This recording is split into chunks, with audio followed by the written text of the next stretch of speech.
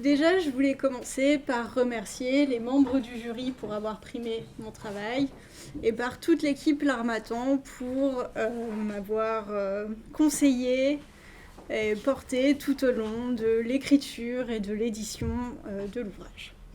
Mon travail portait sur la conquête des femmes à l'université sous la Troisième République, donc 1870-1940.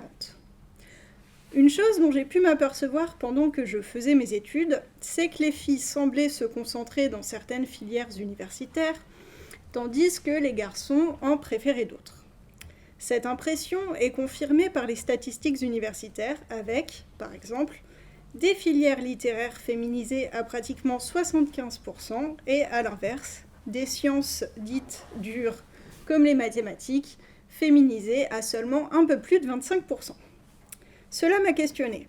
Pourquoi de telles différences? Et si certaines clés de réponse se trouvaient dans les débuts même de la féminisation des universités?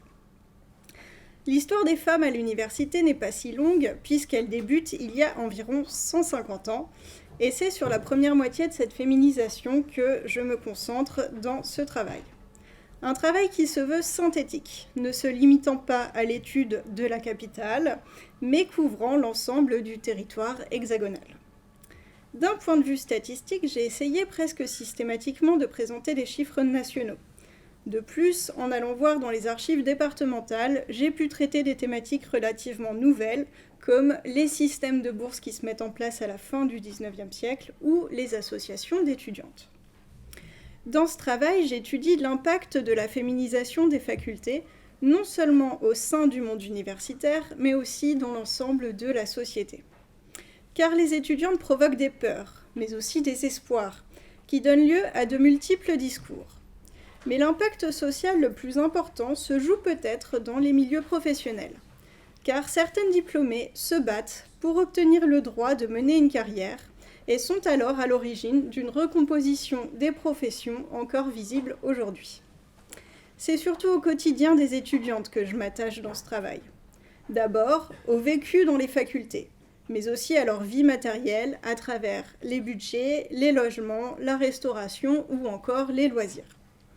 Enfin, j'ai voulu accorder une place à la vie intime de ces jeunes femmes.